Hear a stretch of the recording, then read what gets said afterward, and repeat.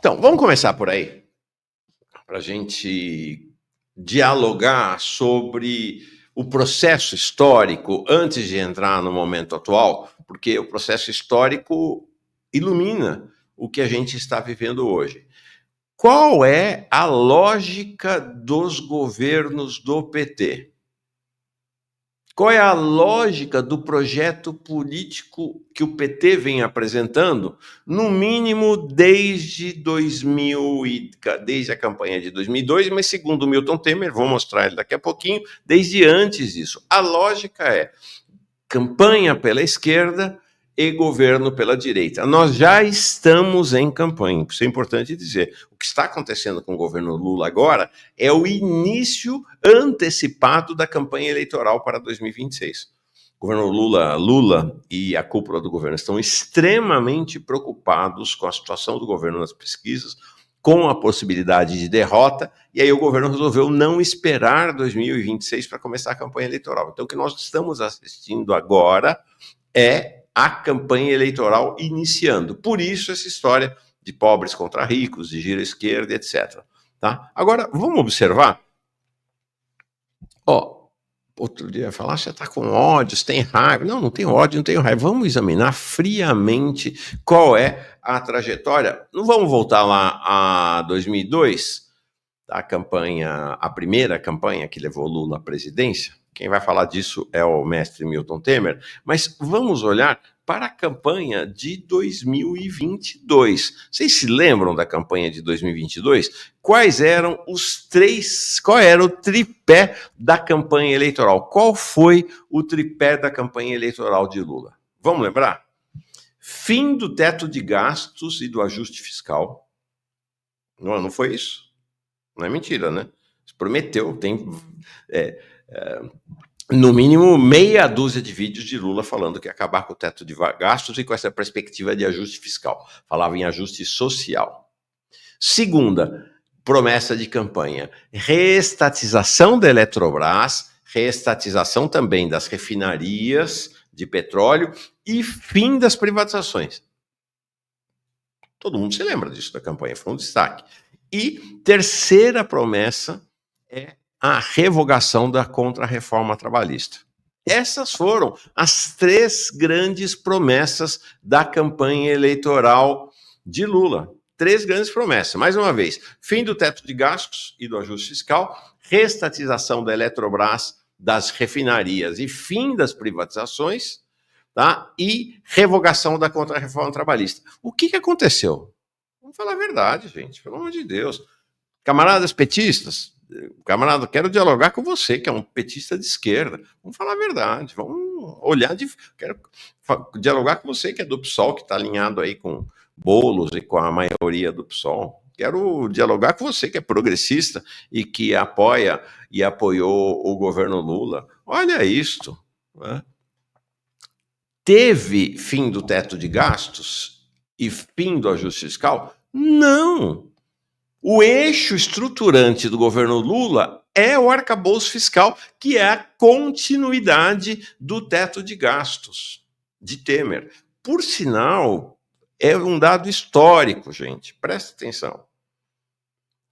Quando o Haddad, portanto o governo Lula, enviou para o Congresso Nacional, ainda antes da posse de Lula, no final de 2022, o projeto, a PEC da transição previa a manutenção do teto de gastos do Temer, tal qualmente ele tinha sido estabelecido. É mentira? Vai ver o documento que foi enviado pela equipe, pelo governo de transição para o Congresso Nacional. Quem barrou isto foi o Senado. O Senado falou, não aceitamos. O Senado não quis pegar para si essa conta. Né, que agora eles falam aí que é o Congresso dos ricos contra os pobres, etc. Quem barrou a manutenção do teto de gastos de Temer, foi o Senado. E aí o Senado falou o seguinte, não vão manter, você tem até agosto de 2023 para mandar uma nova lei fiscal. Haddad nem esperou agosto. Mas o Senado não falou, você não precisa mandar uma nova lei fiscal que mantenha o teto de gastos, não. Pode acabar com o teto de gastos. Foi uma escolha de Haddad e de Lula manter o teto de gastos através do arcabouço fiscal. Então, primeira promessa de campanha, fim do teto de gastos, não acabou. Segunda promessa de campanha, reestatização da Eletrobras e das refinarias. Alguém viu? A gente tem tratado desse assunto aqui seguidamente. O governo em nenhum momento teve, de fato, intenção de reestatizar a Eletrobras ou as refinarias. Fim das privatizações. O Brasil está diante do maior programa de privatização da sua história através das concessões e PPPs. Daqui, vou falar daqui a pouquinho aqui. Os metrôs, Belo Horizonte, Recife, saneamento, tudo articulado pelo BNDES. Escolas, presídios, hospitais, estradas. É um volume inacreditável, não tem precedente na história. Então, não acabou com as privatizações, não restatizou a Eletrobras, não restatizou as refinarias. E o terceiro ponto, esse ponto é chave, era a revogação da contra-reforma trabalhista. Lula jurou de pé junto, gente, petistas, psolistas, governistas em geral, vocês não perderam a memória. Lula jurou de pé junto que ia acabar com a contra-reforma trabalhista de Temer, que ia restaurar os direitos trabalhistas. Não só não revogou, como aprofundou a reforma trabalhista. Então, essa coisa de discurso à esquerda, de discurso mais radicalizado, de pobres contra ricos, etc., é um discurso de campanha, que é o que nós estamos tendo agora. Não tem nada a ver com os governos. Milton Temer ontem explicou, deu aula para nós aqui. Vamos lembrar que Milton Temer, aos 86 anos, tudo isso que a gente leu, em boa medida, ou está lendo nos livros, ele viveu como um ativista, um militante, um líder da esquerda brasileira. Piva Silva disse assim, rapaz, fui tapeado, parece as promessas da última campanha. Pois é, o que nós estamos vendo agora são exatamente, uma nova roupagem das promessas da campanha de 2022. Fala, mestre Milton. A partir de 94, começa uma lógica dentro do PT, estabelecida pelo Lula, de que não dava para ser presidente da República pela esquerda. Ao contrário, ele tinha que ser num campo para governar tinha que ser um campo moderado. Isso é uma lógica que atravessa a esquerda desde o tempo do Partidão. O saudoso Werneck Viana, grande formulador da época, que era um dos principais pensadores, terminou, aliás, como presidente de honra da fundação do PPS, ele já dizia lá em 85, temos que governar com o centro. Isso é uma lógica que acontece dentro da esquerda brasileira, que cunhou a ideia de que a frente contra a ditadura, que era necessária ser ampla, era também a frente para governar depois da ditadura. E terminou entregando a todos os quadros da ditadura, e principalmente a política macroeconômica, a condução do nosso destino. A esquerda nunca teve um governo real no Brasil. E Lula é eleito pela esquerda, com uma campanha pela esquerda, é verdade, em 2002, mas vamos lembrar que, quando nós fomos para o segundo turno em 89, falávamos em socialismo na campanha. Falávamos em socialismo. Em 2006, Heloísa Helena ainda falava em socialismo na campanha dela e reforma agrária. E o que foi feito de reforma agrária, que era a bandeira do PT na oposição, com o MST, a CUT, todo mundo, desde 2003? O que se fez? Aí você vai registrar o governo que prometeu mais assentamentos, enfim, legalizou, foi o de Fernando Henrique, pô. Entende? Então, objetivamente, vamos ter claro, não há guinada à esquerda do governo Lula por opção ideológica. Nós estamos num momento que é impossível fazer essa guinada hoje. Quem é que pressiona dentro do PT o Lula para ir para a esquerda? Eu digo no nome, tem 5. Breno Altman, Genuíno, Walter Pomar, de vez em quando Rui Falcão, e ninguém mais. Tá aí. Por sinal, vou falar sobre a tal esquerda do PT daqui a pouquinho, tá? Vamos falar sobre ela. Então, é isso. Comentários aqui das pessoas. Dino Nogueira, Lula mentiu e está mentindo na cara do povo que nele confiou. Plínio Medeiros, ano que vem, eles fazem a promessa novamente. Não, já estão fazendo esse ano, já começou. Né? E o Cipriano, e ainda vai estraçalhar a Previdência. A Denise Gentil tem advertido a gente seguidamente em relação a isto.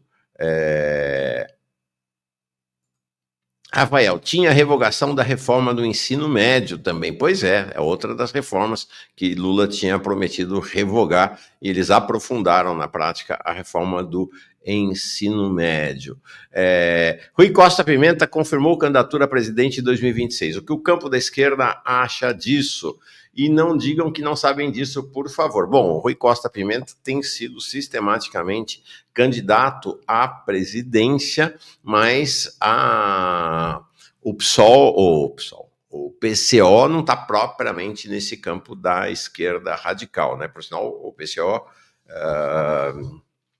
tem posturas que são muito complicadas, para dizer o mínimo, né? O PCO não é levado a sério, e tanto que o partido é um partido familiar, né? O PCO é o partido da família do Rui Costa Pimenta. É ele e os filhos que têm o partido como uma estrutura familiar bem tipicamente dos liberais da direita brasileira. Pois bem, aí vai essa questão, me parece uma questão chave, né? A questão das privatizações. Lembra que eu disse ontem da manifestação que teve em Recife contra a privatização do metrô? O Jones falou sobre isso ontem. Vamos ver. Privatização. Jones Manuel na voz. Aqui em Recife, o governo Raquel Lira e o governo Lula tá querendo privatizar o metrô. Aí estão dizendo que vai melhorar, que é a solução para salvar o metrô vai parar de quebrar, o serviço vai ficar bom. Mas vamos olhar para a experiência brasileira. Em Minas Gerais, em Belo Horizonte, a capital, o metrô de lá foi privatizado, né, em 2023. Estação Carlos Prates, portões fechados, não avisaram por quê, horário de pico, todo mundo querendo voltar para casa. Hoje é dia de jogo do Atlético, o metrô ficou muito mais cheio ainda, simplesmente fechado, não avisaram por quê, estação lotada, todo mundo querendo ir para casa. Essa é a situação agora, de agora do metrô da estação Carlos Prates. Qual é a situação do metrô em BH? Mais de 1.000 trabalhadores foram demitidos do metrô.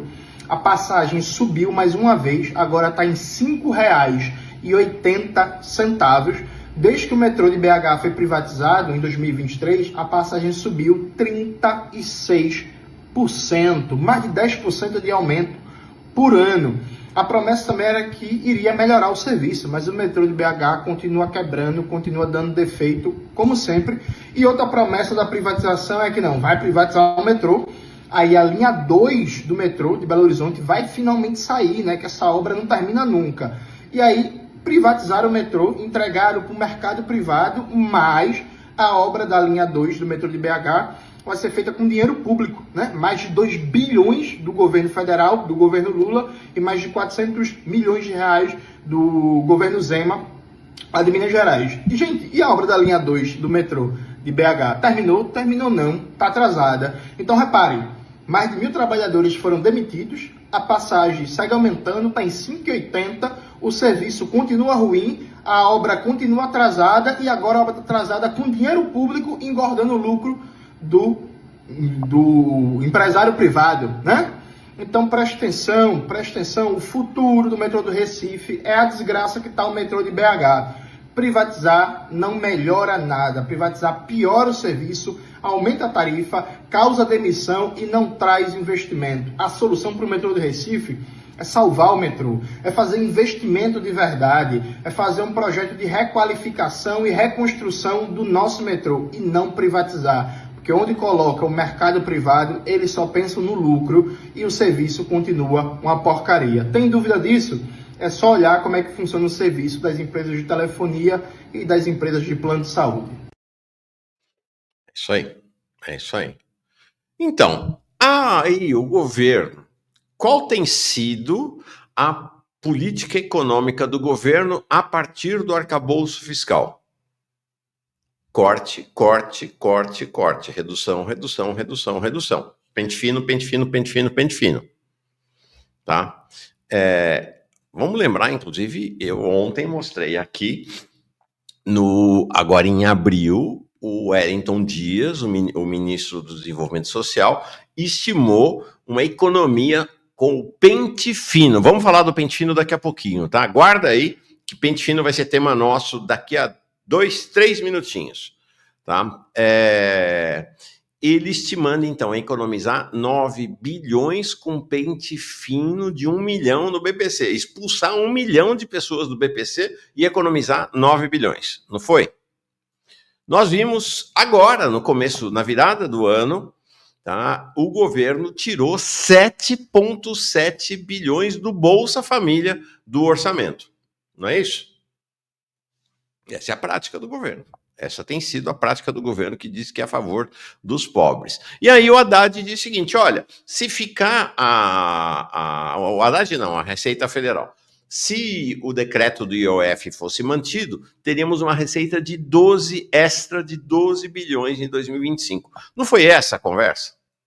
Não foi isto o que se falou para justificar o decreto do IOF? Não se disse que o decreto do IOF era um decreto que finalmente estava pegando os ricos pelo cangote? Aí tem lá, eles estão batendo na coisa do IOF e no projeto de isentar quem ganha até R$5.000 do imposto de renda. Vamos lembrar mais uma vez que alguém aqui dizendo que está sem som, eu acho que não. Caverna TV, acho que é um problema seu aí, tá? Vamos lembrar também que na campanha eleitoral o Lula falou de isenção de 5 salários mínimos, não R$5.000. Vamos lembrar disso, 5 salários mínimos. Estão dizendo que é isso, né? E entregaram no colo do Arthur Lira, eles que estão fazendo essa campanha toda contra o Congresso, Lula entregou no colo do Arthur Lira, em combinação com o Hugo Mota, a relatoria do projeto do imposto de renda, da isenção do imposto de renda, ok? Então, estão fazendo toda essa campanha, mas entregaram agora, acabou de entregar, agora, lá no Japão, durante a viagem do Japão, não é? Primeiro, hoje nós vamos conversar com o camarada Maurão, né, com o camarada Pedro Paulo Bastos, Zalu Bastos, sobre essa questão do IOF em detalhes. Mas ontem, Jones Manuel colocou no ar, achei muito legal, ouvi ontem mesmo um vídeo sobre o IOF, tá aqui, ó. Opa. A batalha do IOF e a justiça tributária no Brasil. Vai lá no nosso site que está no portal que está lá, tá? Olha aqui o que ele falou. Achei bem interessante para explicar. Não é um assunto simples, é um assunto que guarda alguma complexidade. Fala, Jones. Gente, é tributação contra os super ricos, é para tributar o andar de cima, é para estabelecer justiça tributária no Brasil. Veja, na proposta inicial do governo Lula tinha um elemento sim de tributar os ricos, o chamado andar de cima, a partir do tributo sobre aplicações financeiras. Então sim, tinha aplicações financeiras de brasileiros no exterior. Então quem faz aplicação em fundo de investimento, quem compra ações, etc, seria melhor tributado, né? Isso sim pega a galera que é rica, porque assim, pobre, classe média mesmo, né, trabalhador, assalariado de maneira geral, não fica fazendo aplicações financeiras no exterior, né? Então isso não pega a maioria da população. Mas o decreto do governo Lula propõe aumentar o IOF sobre o rotativo do cartão de crédito, sobre o cheque especial. Pera lá. Esse tema que o Jones falou aqui, a gente tem batido nessa tecla. Este aspecto, que era de fato o tema, o item do decreto, que pegava para valer os milionários, bilionários, que é colocar IOF, que é isento hoje, e continua isento, para aplicações de brasileiros em fundos de investimento feitos por bancos brasileiros, instituições brasileiras no exterior, inclusive em geral em paraíso fiscal, isto durou 6 horas. Em 6 horas o Haddad revogou. Em 6 horas o Haddad revogou. Então não existe mais isso, tá? Essa ideia da taxação sobre os bilionários acabou. Não tem nesse decreto, não ficou no decreto. Continua, Jones, por favor. Empréstimo para pessoa física para empresas incluídas no MEI e no Simples Nacional, né? E aí, veja, isso aqui não é para o andar de cima, para os super ricos. Isso aqui pega a classe média e pega a classe trabalhadora, de maneira geral, viu? Isso aqui pega a classe média e pega a classe trabalhadora. Aí tem gente que fala assim, mas Jones, também tem um imposto para compra de divisas, né, de moeda estrangeira, para operações cambiais. Tem, mas veja, não é verdade que isso pega só rico. Qualquer agência de turismo, por exemplo, por mais pequena que seja, tem que fazer operações com câmbio, né? Então, meu amigo Cauê, que tem uma agência de viagem, a Estrela Vermelha, junto com o Rodrigo Yanhas, que tem inclusive um programa aqui, o Entre Blocos, eles precisam fazer operação de câmbio. Nem Cauê, nem Rodrigo são ricos, né? Tem uma pequena empresa, sabe? Então, assim, e aumentar a tributação para eles. Então, a primeira coisa, gente, é importante acabar com essa arrogância e não ler as coisas, não estudar e colocar que todo mundo que é contra as medidas do governo, Lula é pobre de direita. Veja, a figura de classe média, a figura micro e pequeno empresário que ficou puto com esse decreto do IOF, ele tem a sua razão de ser, viu? O decreto objetivamente aumentava os impostos para amplos setores da classe trabalhadora e da classe média. Gente, isso é factual, sabe? O aumento do IOF, ele é importante, por exemplo, para segurar um pouco a volatilidade do câmbio, a especulação, o ataque especulativo ao real, porque aumenta o imposto sobre operações cambiais, sim, mas o governo deveria ter estabelecido a partir de que patamar o aumento do imposto iria incidir para deixar de fora disso, né, pessoas da classe média, pessoas da classe trabalhadora. Então, acho que isso é importante para entender como o decreto do IOF não era um decreto contra os bilionários. Não era. Não é à toa que a extrema-direita e o centrão deu certo, né?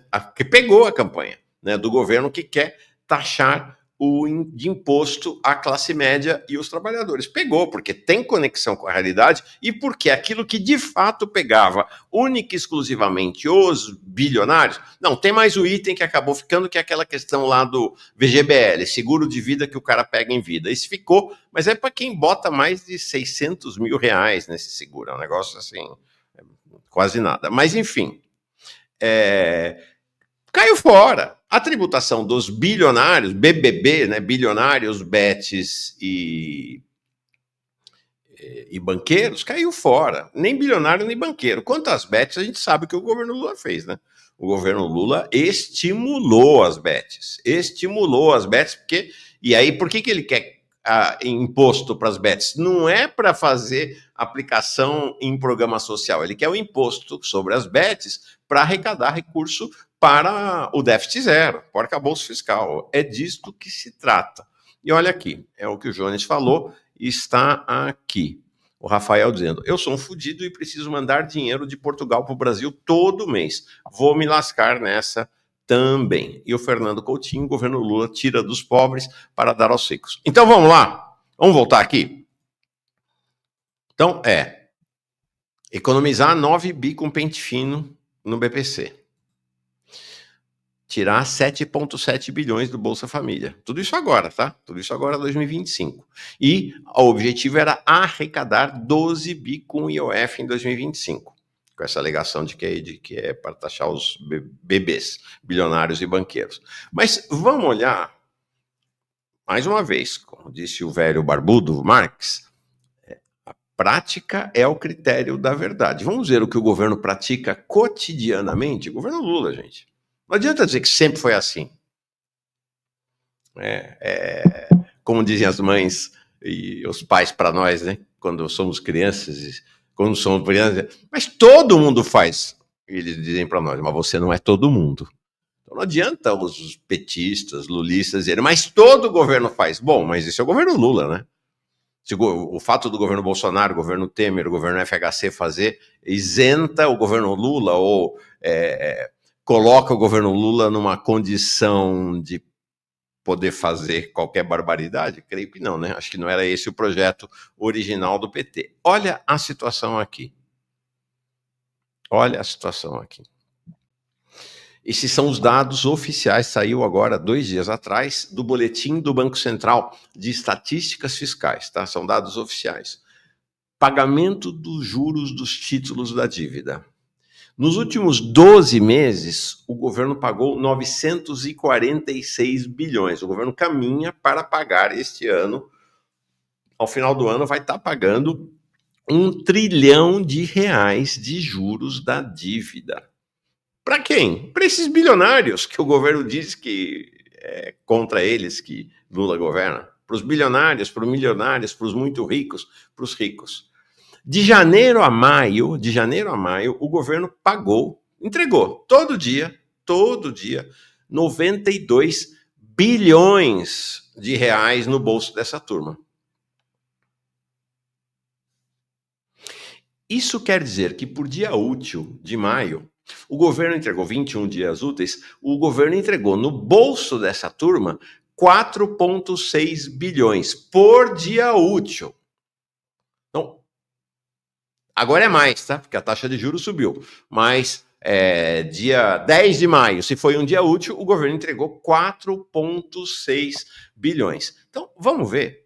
Para ter uma ideia da dimensão das coisas, porque esses valores bilhão, milhão, trilhão, nós que somos classe média ou pobres, não temos nem dimensão de grandeza, o negócio está fora do nosso horizonte cotidiano. Então é isso, 4,6 bilhões por dia, é isso mesmo, 4,6 bilhões por dia. Olha aqui então. Então nós vimos lá atrás, qual é a meta do IOF, que a Receita Federal do Haddad anunciou, 12 bilhões de arrecadação. É menos de 3 dias de pagamento dos juros, 4,6 bilhões. Vamos fazer a conta juntos aqui, ó. 4,6 bilhões. Eu falei 92 bi em maio, né? Ah, perdão, gente, perdão. Desculpa. Por sinal, quem me mandou esses dados todos foi o Paulo Clias. 92 bilhões só em maio, não é de janeiro a maio. Desculpa. O Paulo Clias me passou e eu errei aqui. Ele já me corrigiu, né? Esta parte, esta apresentação toda, vocês podem creditar ao camarada Paulo Clias. Ele é que... Tira esse negócio errado aqui, Mauro. Ele é que construiu esses dados, que reuniu esses dados e mandou, vai ser objeto de um artigo dele que sai publicado hoje, mais tarde. Ele antecipou para nós aqui com enorme delicadeza, agradecimentos grandes, eternos ao camarada Paulo Clias. Então, vamos ver de novo os números, para agora corrigidos. Isso é tititi, a gente assovia e chupa cana ao mesmo tempo. Ó.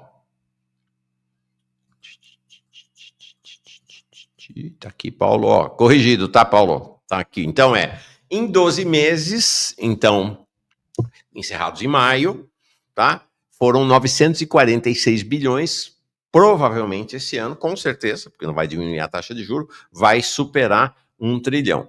Só em maio, então, corrigido. Paulo, obrigado pela correção, ainda bem que eu dei uma olhadinha aqui, né? Obrigado triplamente ao Paulo Clias, obrigado porque ele existe, obrigado porque ele consolidou esses dados, obrigado porque corrigiu. 92 bilhões de reais apenas em maio. Por dia, portanto, 4,6 bilhões. Eu estava vindo aqui fazer a conta e aí vi a mensagem do Paulo Clias.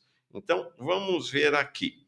Ó, 4,6 vezes 3. Vai dar 13,8 bilhões. 13,8 bilhões. Então, em menos de 3 dias, em 2 dias e meio, o governo entrega para os bilionários que ele diz combater, mais do que o Ministério da Fazenda estimava arrecadar com o IOF. Vamos ver o corte do Bolsa Família. É o governo que diz que é um governo dos pobres contra os ricos, né? Corte do Bolsa Família este ano, 2025. 7,7 bilhões. Menos de 2 dias do juros, gente. Menos de 2 dias dos juros. Vamos vai lá aqui, ó. 4,6 vezes 2 vai dar 9,2. Vai dar 9,2. Um dia e um pouquinho. Um dia e meio. Olha aqui o corte no BPC agora, este ano. O corte que está rolando este ano. O do Bolsa Família também. 9 bi. Também menos de 2 dias, tá? Porque 4,6 bilhões vezes 2 vai dar 9,2 bilhões. Então, vem dizer para nós, camaradas progressistas, petistas, psolistas ligados à maioria do PSOL hoje aderida ao governo, essas contas aqui não tem resposta, né? Não tem, é inescapável. Vem dizer que o governo é contra os ricos. E olha aqui, a conversa do Haddad é que precisa aumentar a arrecadação. Mentira, gente, é uma mentira descarada. O Davi Decache tem explicado isso para nós. Nunca aumentou tanto a arrecadação neste país como está aumentando nesse governo. Cada dia aumenta mais a arrecadação. Aí, olha o recorde. Arrecadação em... Deixa eu pegar aqui esse levantamento. Dados do Banco Central, tá? Dados do Banco Central. Agora, em 2024, vai chegar de janeiro a maio, tá? Então, janeiro a maio, ano a ano. A arrecadação tá em 1 bilhão e 99 milhões. Olha quanto era lá em 2009, 647 milhões, corrigido pela inflação, claro. Tá? Olha quanto era em 2016, ali, logo depois do golpe, 728 milhões, 1 bilhão e 99 milhões. Por que a arrecadação tanto faz? É cascata do Haddad, em geral. A questão é mais complexa, mas em geral é por quê? Porque o teto é de gastos, não é teto de arrecadação. E quanto mais você arrecada, mais vai dinheiro para saúde e educação, mesmo com esse decreto aí que praticamente extinguiu o Fundo Constitucional da Educação, mas para o resto da educação ainda vai, e aí sobra menos para os outros. Pedro Paulo vai explicar. Trilhões, desculpa, tem total razão, trilhões, Fernando. Tá? A arrecadação é 1 trilhão e 99 bilhões. Eu não vi o pontinho aqui, achei que era vírgula, é isso aí. Tá bom? Era, lá no governo Lula, 647 bilhões, agora 1 trilhão e 99 milhões. Se não são vocês aqui, eu tô ferrado, falo um monte de bobagem. Então, esse é o cenário. Agora, aí a questão é a arrecadação, né? A questão é a arrecadação. Vamos combinar? Vou voltar num tema que agora, 2 dias atrás, os camaradas do jornal Futuro do PCBR soltaram, nós tratamos disso aqui 2, 3 semanas atrás. O governo abriu mão de 500 bilhão, 500 milhões de arrecadação. Perdoou a Fazenda Nacional, Ministério da Fazenda, Haddad, Lula. Perdoaram 500 bilhão de dívidas tributárias das americanas, de três dos maiores multibilionários do Brasil. O Lehman, o Sicupira e o Teles. Gente, é um negócio assim, que deram o maior golpe, é considerado o maior golpe na história empresarial brasileira, esse golpe das americanas. Eles que tomaram da gente, tomaram do povo brasileiro tomaram do povo brasileiro a Eletrobras, em conjunto com André Esteves, o chefe do Haddad. Esses três juntos, que vocês estão vendo aí, gente, a fortuna deles em 2022 era de 160 bilhões. Tá entendendo? 160 bilhões. E aí o governo Lula vem e perdoa meio bilhão não faz nem cócega, né, na fortuna deles. Nem cócega, mas perdoa. Aí vem o Haddad que precisa conversinha, que precisa arrecadar. Ora, conversa fiada. Conversa fiada, fiadíssima. Aí o governo Lula vem ontem.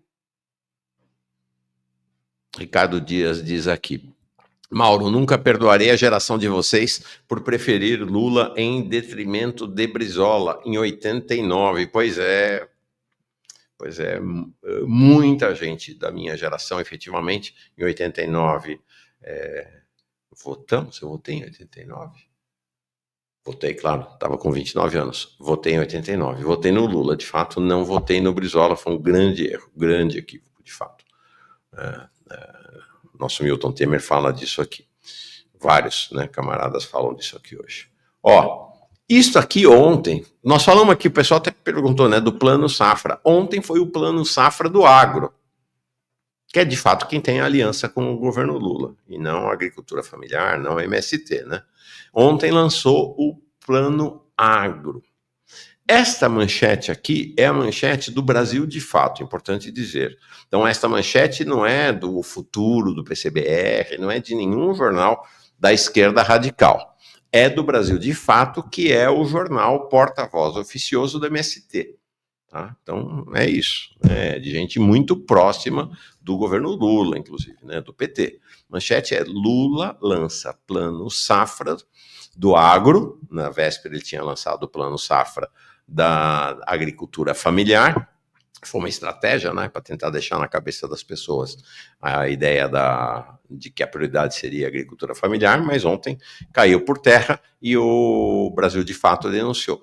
Né? Lula lança Plano Safra do agro com valor 82% superior ao da agricultura familiar. Total de 518 bilhões para o agro e a agricultura familiar fica com 89 bilhões. Quem é que alimenta o Brasil? Quem é que alimenta o Brasil? Não é o agro. Inclusive, Lula faz um discurso de elogio às commodities, né? A soja, milho, que não é alimento. O agro não alimenta o Brasil. O agro vende commodity, vende gado, entrega água, entrega floresta para os chineses, para os estadunidenses, para os europeus, para os árabes, para reforçar o caixa do governo, sem criar emprego e sem trazer riqueza para o país. É só para eles e para o caixa do governo. Este é o governo que é contra os bilionários, né? Este é o governo que é contra os bilionários. E aí ontem o camarada tá aqui, Paulo Clias, obrigado, Paulo, mais uma vez. Ontem nada, deixa eu contar aqui. A Fabi Martins, Fabi, simpática, presenteou uma assinatura do canal Jones Manuel aqui do Farol Brasil. Super obrigado, Fabi. Obrigado mesmo, é assim que a gente vai se construindo. Aí ontem, nesse encontro com o pessoal do agro, o Lula mais uma vez foi defender o galípolo. Não para de defender o galípolo, né? Com juros a 15% ao ano, ele não para, dia sim, dia também, ele defendendo o galípolo ontem e veio com uma fake news, né? O governo virou governo. Impressionante como o governo Lula virou um governo de fake news, tanto quanto o governo Bolsonaro. É muito difícil encontrar algo na propaganda, na divulgação do governo, dos governistas que não seja fake news. Então, o Lula ontem, de novo, com essa história do Galípolo, ele criticou os juros, 15% é muito, é demais, eu queria que fosse zero, né? Ele falou anteontem, diz que o Galípolo está comendo o prato que recebeu. Eles continuam, ele e Haddad continuam insistindo nesta mentira de que o pobre menino Galípolo seria vítima do tenebroso Roberto Campos Neto. Gente, o cara está há 7 meses, está para ir para 8 meses na prática como presidente do Banco Central, porque em dezembro o Campos Neto caiu fora na prática e entregou para o Galípolo. Não sou eu que estou dizendo isso, o Galípolo disse. Em dezembro, o presidente de fato do Banco Central já era o Galípolo. Então, toda essa conversa de Lula, Haddad, Lindbergh, Iglesias, tudo cascata, de que aquela reunião de dezembro, saudades de dezembro, era 11,25 a taxa de juros, agora é 15. De que aquela reunião de dezembro teria sido o guidance, né, teria sido a armadilha, a bomba que o Roberto Campos Neto teria preparado e deixado no colo do Galípolo. Cascata, mentira, o Galípolo disse, quem estabeleceu a taxa, quem liderou a reunião, quem presidiu a reunião, fui eu. O Galípolo já desmentiu toda essa turma aí, já desmentiu. Então vamos lembrar que na última reunião do Roberto Campos Neto, a taxa era 10,75, está em 15 agora. Chocante, né? Muito impactante, efetivamente. Muito impactante, efetivamente. Vamos lá, continuando. Então,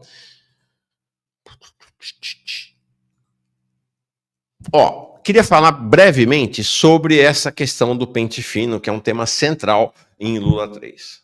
Tá? Um tema central em Lula 3. São duas coisas diferentes. Eu já fui presidente de empresa, tive uma agência de comunicação.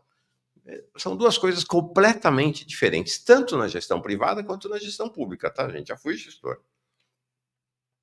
Uma coisa chama-se corte de custos. Outra coisa é pente fino. Corte de custos, ele está vinculado à saúde econômica financeira do cotidiano da empresa. Então, corte de custos é assim, nossa margem de lucro caiu, ou estamos operando em prejuízo, ou perdemos um cliente importante, então precisamos cortar custo. Para corte de custo, você estabelece meta. Precisamos cortar 20% do custo da empresa. Aí eu chamo lá, eu estou lá dirigindo essa minha agência de comunicação, chamo o camarada Herbert, da época do financeiro, e falo, precisa cortar 15% do custo da empresa. Então você estabeleceu a meta. Vamos ver, vamos cortar o cafezinho, vamos fazer uma lista aí de pessoas para serem demitidas. Vamos priorizar, como a gente é bonzinho, vamos priorizar a demissão de solteiros, de pessoas mais jovens e tal. Vamos garantir. Aí ele vira para mim e fala, e o seu cartão corporativo, o gasto está alto. Eu falo, não, aí também não, né? Sou dono da empresa, sou o presidente, você está querendo sacanear? Está querendo acabar com a minha vida? Não. Então é isso, esse é o usual. Mas aí você estabelece uma meta. É isso, é assim que funciona, no serviço público e serviço privado. 15%, 10%, 20%. E aí você vai correr atrás desse corte de custos para atingir essa meta. Pente fino, gente, é outra coisa completamente diferente. Pente fino é você fazer um exame, uma auditoria nas contas da empresa ou do Estado ou de um governo para identificar irregularidades, ilegalidades, roubo, desvio. É disso que se trata quando se fala pente fino. É disso que se trata. Acabamos de ver agora esse cantor aqui, Alexandre Pires. Ele fez um pente fino na empresa dele. Descobriu que tinha uma funcionária que tinha roubado R$1,5 milhão das contas da empresa dele. Isso aqui é pente fino. Tá? Isto aqui é pente fino. Então, quando o governo fala em pente fino e estabelece uma meta, então vamos ver aqui, o governo estabeleceu a meta, Tá aqui na cara dura, eles falam isso abertamente, ó. A meta do pente fino é 9 bilhões. Mas como é que você pode estabelecer uma meta de irregularidade, de roubo? Não, você não sabe, né? Você não sabe, ninguém... O Alexandre Pires não estabeleceu uma meta lá quando mandou fazer uma auditoria, um pente fino na empresa dele. Não, vamos pegar 1,5 milhão. Não, você vai descobrir, né? Você vai descobrir o que está acontecendo na empresa que você desconhece, diferentemente de corte de custo. E o discurso do governo Lula o tempo inteiro é que o principal é fazer pente fino, só que eles estabelecem meta para o pente fino. Então não é pente fino, é corte de custo. Corte de custo na carne dos mais pobres do país. Mas houve um tempo em que o PT... Houve um tempo em que a Gleisi, que era presidente do PT, considerava o que nós consideramos hoje. Pente fino contra a BPC, pente fino contra a Bolsa Família, é em si mesma uma atividade criminosa, porque ela quer cortar o custo do Estado no lombo dos mais pobres. Ela não quer ir atrás de irregularidade. Tá aqui, ó. Quer ver? Site do PT. Peguei agora de manhã. Operação pente fino, entre aspas, de Bolsonaro ameaça direitos dos mais cuidadosos, dos mais pobres, imagino. Governo alega combate a fraudes e economia de até 9,8 bi em gastos. Veja que interessante, até o número é parecido, né? É 9,8 bi lá no Bolsonaro e 9 bi agora no governo Lula.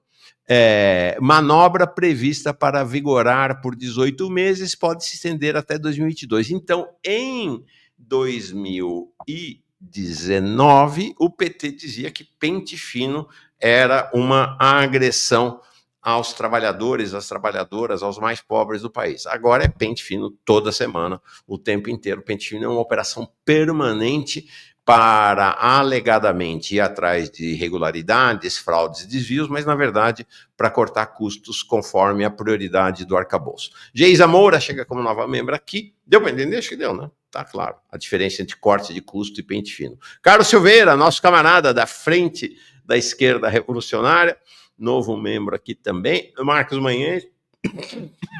Desculpa, gente. O agro não é tech, o agro não é pop, e muito menos tudo. Procurem no Google. O agro não tem peso no PIB, além de ser uma desgraça. Esse documento revela isso. Tá aí, ó. O agro não é tech, o agro não é pop, e muito menos tudo. Valeu pela dica. Vamos em frente. Então, e aí? Ontem nós assistimos duas coisas vergonhosas para a história da esquerda, ou, nessa altura do campeonato, dos progressistas brasileiros. O PSOL fez um negócio inacreditável. Mais uma vez, a camarada Fernanda Melchiona, a camarada Samia Bonfim, o Glauber, Davi De Castro, não tem nada a ver com essa história. Isso aí é a turma do Boulos, é a maioria. Boulos, Érica, a Paula Coradi, que é a presidenta do PSOL, é essa turma. Eles lançaram um documento da Executiva Nacional do PSOL sob o título Resolução do PSOL. Na verdade, ontem não, né? Anteontem, dia 30. O Centrão e a extrema-direita são inimigos do povo brasileiro. Aí vai lá o documento para fazer a defesa dessa história aí de pobres contra ricos. Olha o que tinha no texto, gente. Olha o que tinha no texto. É dramático, tá pequenininho, deixa eu ler para vocês.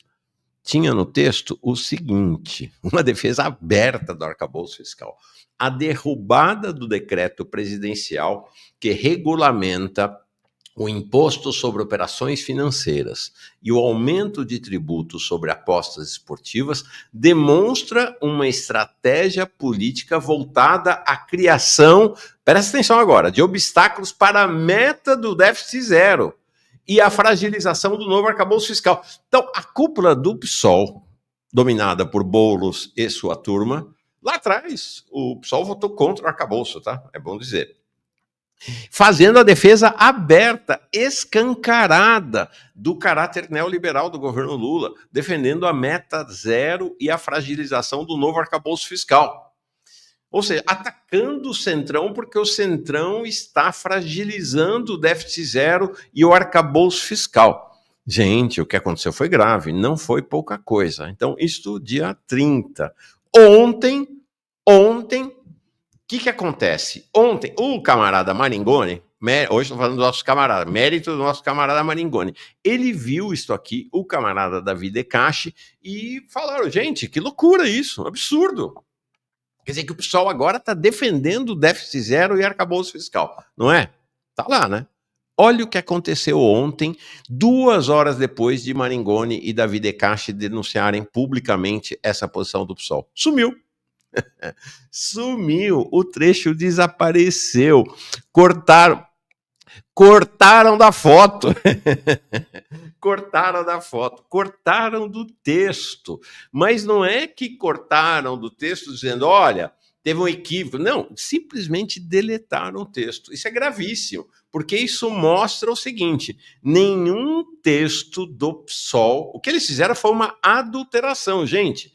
É um texto da executiva do partido. Então, teve uma reunião da executiva do partido que aprovou esse texto que continha a defesa aberta do arcabouço e da meta do déficit zero. Aí, assim, né? A cena. A executiva reunida lá no dia seguinte, batendo papo e tal. Entra alguém na sala e fala: gente, pelo amor de Deus, vocês não repararam que nós colocamos um apoio ao arcabouço fiscal e ao déficit zero? Tem que tirar isso, tem que tirar isso. Ou seja, aí acabou. Não tem reunião da executiva, não tem nada. Alguém foi lá e, no passado a gente dizia, passou o branquinho em cima do texto. Em cima do texto. É um negócio assim. Agora, isso quer dizer o quê? Historiadores, cientistas políticos, estudiosos, gente que quer saber da vida, não dá mais para confiar em nenhum documento que esteja nas redes do PSOL. Porque quem adulterou uma vez, que isso é uma adulteração, na verdade, né? Pode adulterar 2, 3, 4, 5 vezes. Né? Não tem credibilidade nenhuma os textos do... O Vinícius está rindo aqui branquinho, coisa de velho. Né? Quando a gente usava a máquina de escrever, gente, eu entrei na redação, usava a máquina de escrever e você errava, você passava. O branquinho ainda tem branquinho por aí. Né? É isso aí. Então, é isso. Eles simplesmente adulteraram um documento do próprio partido, porque virou e pegou mal. Pegou uma hora que ficou público que ele estava apoiando o caráter neoliberal da política econômica do governo Lula, eles voltaram atrás. Essas medidas não estavam previstas no corte de Haddad, denunciada pelo Decache, e o governo dizia que não era um ataque e tiraram do pacote de cortes. Não. São duas coisas diferentes, né? Uma coisa é aquele pacote de cortes de novembro do ano passado que o governo foi obrigado a recuar por causa do Congresso. Esse Congresso que eles dizem que é o Congresso dos ricos, que é de fato, né? Mas o Congresso obrigou o governo a recuar do caráter mais forte, mais incisivo de corte do BPC, tá? Era outra história. O decreto não tem nada a ver. Agora, interessante olhar esta dimensão, este lugar ocupado político e ideologicamente pelos progressistas. Então, é espantoso também que ontem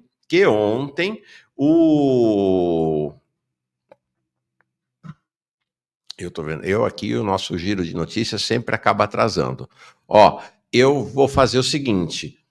Eu vou terminar o giro de notícias nacional e o internacional, inclusive a vigília. Vou só mostrar aqui uma passagem da vigília e a gente entra com o nosso Frederico Crepe, que já está aqui, bem rapidinho, mas importante registrar tudo isso. Então, não é só o PSOL.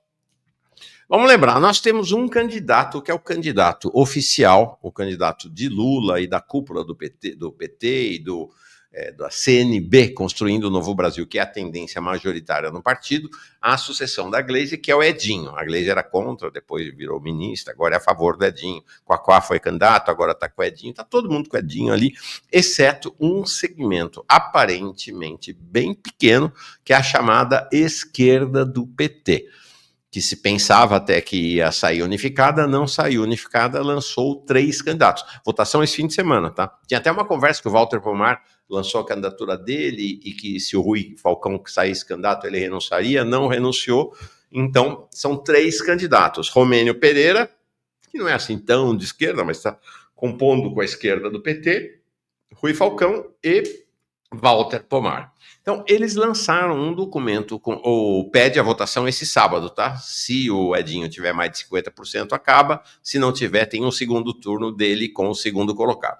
Vamos ver o que vai rolar. Eles lançaram um documento ontem, queria chamar a atenção para isso. Falamos brevemente sobre esse documento com o camarada